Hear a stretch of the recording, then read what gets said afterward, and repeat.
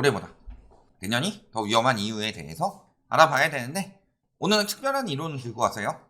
현대화폐 이론이라는 이론이 있는데, 요걸 미국에서 시험해 본 것이 아니냐. 그랬을 때 요 이론대로 간다면 앞으로 세계 경제가 위험해졌다. 그래서 올해보다 내년이 더 힘든 점, 이런 부분을 보시겠습니다. 자, 그럼 현대화폐 이론을 알기 전에 일단은 돈 풀면 인플레이션이 생기지 않아요? 인플레이션이 뭐예요? 인플레이션은 곧 화폐 가치 하락입니다. 원래는 이렇게 되는 거예요. 그런데 문제는 인플레이션이 생기기 전에 화폐 가치가 먼저 반응을 한다는 거죠. 그래서 화폐 가치가 하락하고 그게 인플레이션이 뒤에 나타난다. 그러니까 인플레이션이 나타날 때 뭐 하고 있어요? 금리를 올리고 유동성을 회수해서 화폐 가치를 상승시키려고 하죠. 그래야지 인플레이션이 잡힐 테니까. 그러니까 돈을 많이 풀면 어떻게 돼요?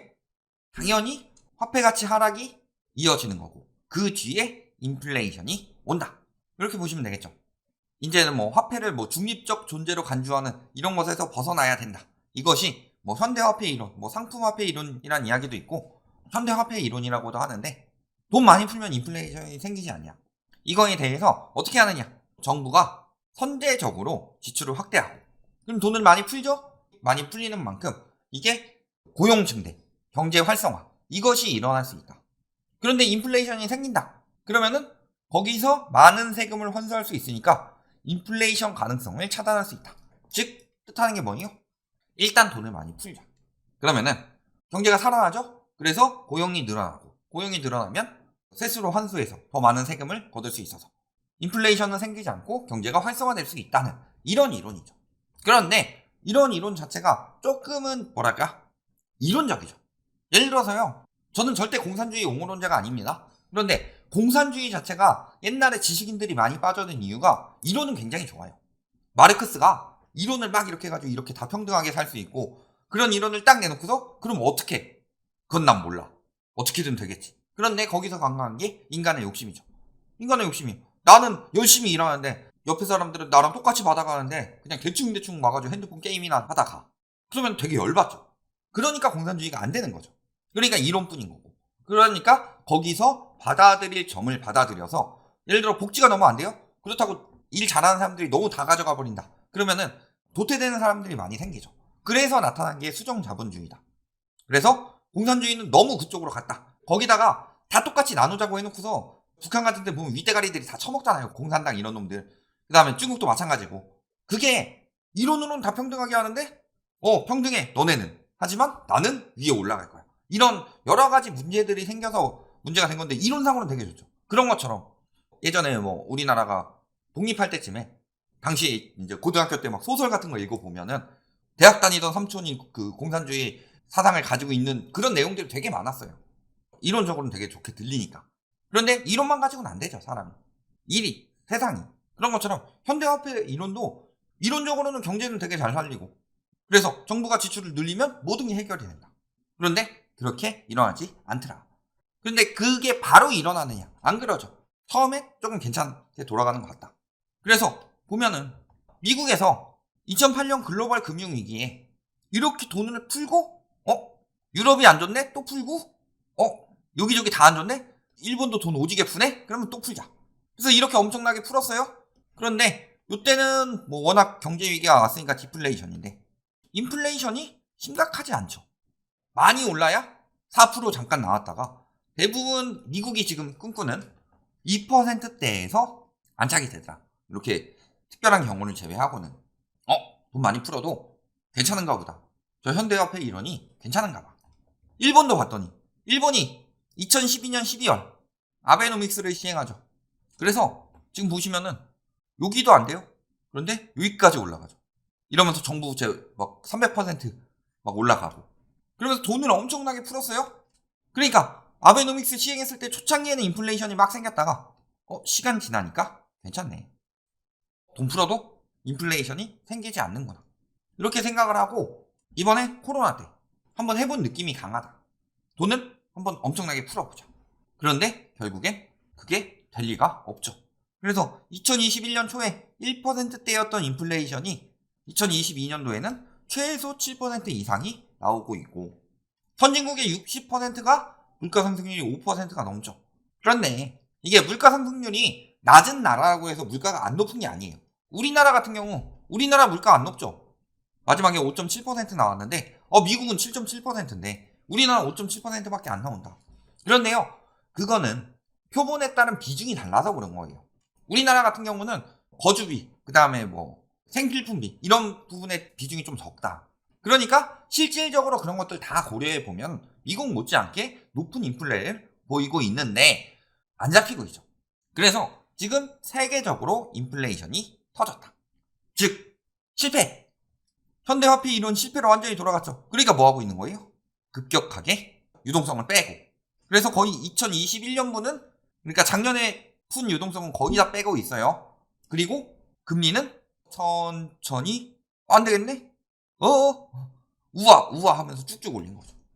내년에 5% 이상은 나온다고 봅니다. 왜? 지금도 뭐 인플레이션이 잡혀가네, 파월이 저기 천천히 올린다고 했네, 뭐 이런 이야기 하는데요. 지금 7.7%예요. 이게 2%까지 가야 되는데, 아니 그냥 지금 금리에서 한 조금 더 올려가지고 한 4.5% 정도면은 천천히 내려가지 않겠냐? 천천히 내려가면 안 돼요. 인플레이션은요, 조기에 잡지 않으면 고착화된다. 그렇기 때문에 제일 두려워하는 게 이거예요. 고착화되는 게 문제라서.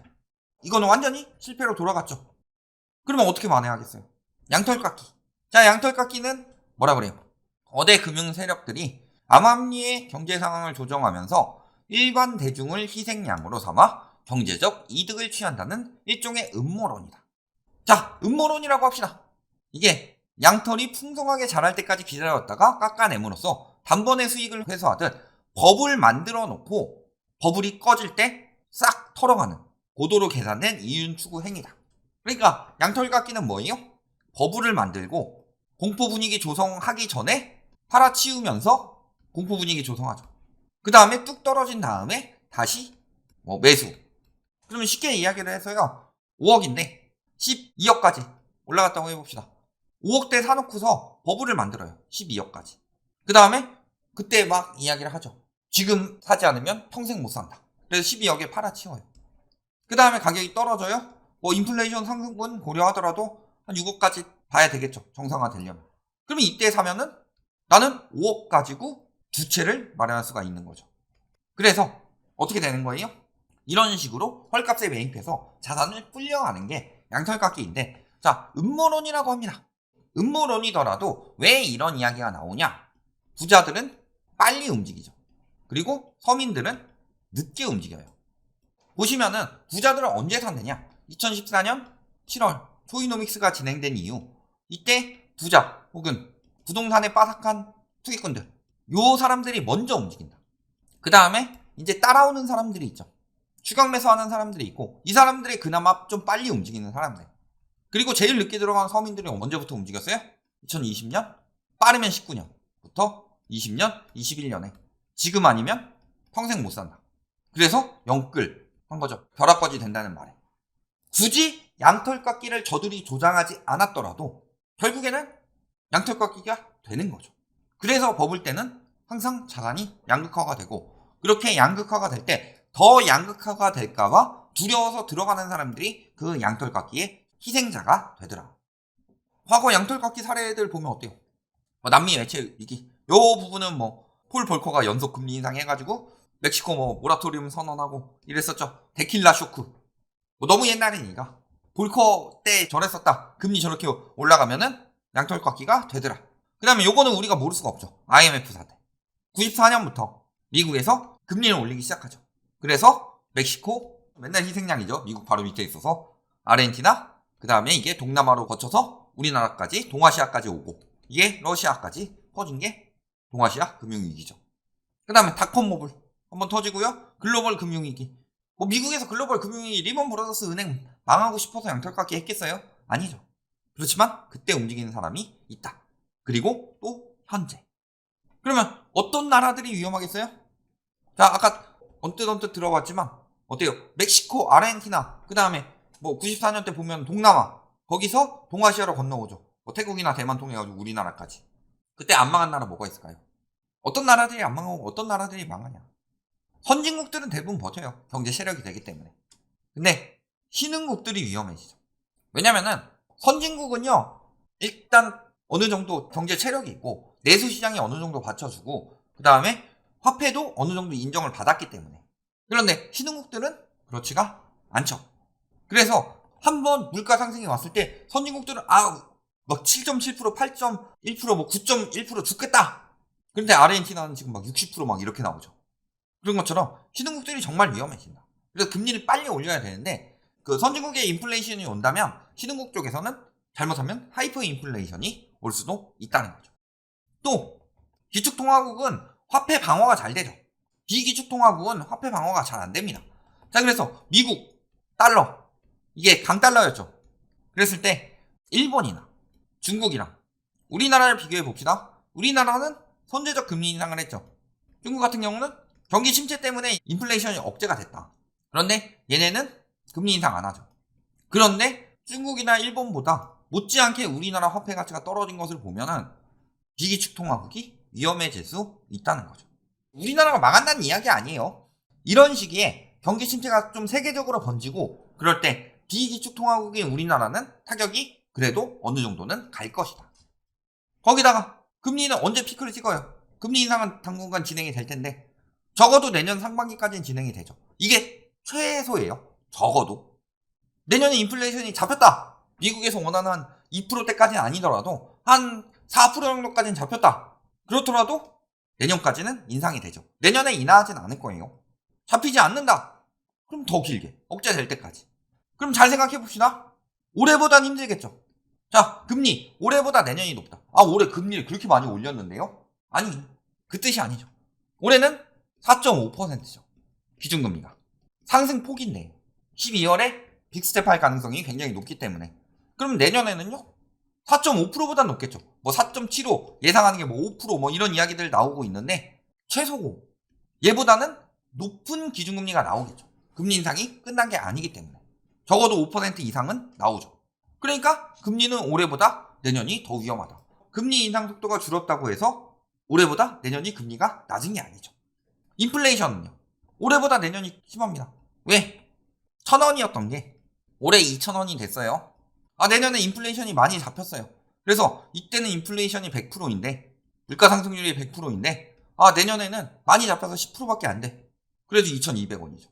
얘가 비싸요, 얘가 비싸요. 그러니까 지금보다 높은 가격으로 나올 것이다. 이렇게 보시면 되겠죠. 그러니까 내년엔 살기가 더 팍팍하죠. 또 자산가치 하락이요. 그러면 이것들이 이루어지면 자산가치 하락은 당연히 올해보다 내년이 힘들죠. 왜? 이 물가가 높아져서 뭔가 생필품이나 이런 것들이 가격이 높아지게 되면 뭐가 많이 들어요? 소비 지출이 많이 늘죠. 그 다음에 금리가 올라가면 뭐가 많이 늘어요? 비소비 지출이 많이 늘죠. 둘 다 올라가요? 근데 소득은 한정되어 있죠. 소득은 올라가는 건 요거에 비하면 세 발의 피다. 그럼 자산 가치는요? 자산으로 들어갈 유동성이 줄어들죠, 더. 거기다가 지금 DSR까지 시행 중이죠. 그래서 비소비 지출이 늘면은 대출 한도도 줄죠. 그러니까 자산 가치 하락은 올해보다 내년이 더 클 것이다. 경제는요? 느려지더라도 내년에 경기 침체 때문에 느려진다고 하니까 경제 활성화는 덜 돼요? 활성화가 덜 된다는 거 자체가 돈이 잘 안 돈다는 이야기죠. 돈이 잘 안 도는 거. 돈은요, 많이 푸는 것보다 더 중요한 게 얼마나 도느냐예요. 그래서 글로벌 금융위기 때보다 지금이 미국이 GDP 대비 가계부채가 낮죠. 그때는 왜? 돈이 많이 돌았으니까. 집을 사요. 그걸 가지고 모아서 MBS 증권을 만들어. 그걸 가지고 돈을 마련해서 또 빌려줘요. 그러면은 그거에 따라서 또 파생상품으로 묶어가지고 CDO가 나와요. 그걸로 또 돈을 만들어서 또 해요. 그래서 거기서 또 CDS로 보험해가지고 요거 위험 터지면 우리가 보증해주겠다 하는 보험 상품 나오고 그러면서 파생상품이 여기저기 번져갔죠. 그게 자산 버블이 생겨날 때 나타나는 현상이고 반대로 자산 버블이 꺼질 때는 돈이 돌질 않죠. 그때는 경기도 침체되기 때문에 소비도 잘 돌지 않죠. 그러면 어떻게 돼요? 실질적으로 미국에서 줄이는 유동성은 요만큼이지만 효과는 여기까지 난다는 거죠. 잘 생각해 보시면요. 지금 무슨 상황이냐? 맨 처음에 말씀드렸듯이 현대화폐의 이론. 돈을 풀어서 그게 경제가 잘 돌아가고 고용이 늘어서 세금을 회수하면 된다. 이게 되게 이론적인 이야기인데 돈을 풀어서 어디로 갔어요? 돈을 풀어서 자산 거품이 엄청나게 끼었다. 이걸 대표적으로 보여주는 사례가 코인이죠. 코인이 뭐가 있어요, 사실. 근데 코인이 이렇게 올랐다 이렇게 떨어지죠. 그 다음이 부동산. 주식은 그 다음이고. 주식은 그래도 어느 정도 생산성이 있으니까. 그러니까 유동성 장난질만 치고 있었다. 그게 꺼지는 시기예요. 현대화폐 이론은 완전히 틀렸다. 그러면요. 똑같은 짓 또 하겠어요? 미국이 미치지 않고서요? 그러니까 2008년에 이거 좀 해봤는데 괜찮네? 2020년에 했더니 망했네. 그럼 똑같은 짓 못해요. 이게 앞으로 일어날 일들이다. 장기적으로 보더라도요. 이번처럼 돈을 오지게 푸는 일은 사실 생기지 않을 가능성이 굉장히 높고, 그 다음에 또 한 가지는 뭘 보셔야 돼요? 이제 긴축이 길어지고 내년에는 적어도 올해보다는 모든 것들이 생활하는데 올라있고, 그 다음에 돈을 빌리는데도 더 올라있다. 소득은 얼마 늘지 않는데. 이런 상황에서 어떻게 되겠느냐. 내년의 자산은요. 올해 8월부터 떨어지는 게 하락폭이 깊어졌죠. 내년엔 더 깊어질 거예요. 물론 지금은 몇몇 건이 급매가 된다면 그때는 급매가 여러 건들이 나오면서 시대가 형성이 되겠죠. 이런 부분들을 보시면은 내년에 집 사요, 내후년에 집 사요, 말이 되는 소리냐. 여기 침체는 생각보다 오래 간다. 여기까지 말씀드리겠습니다.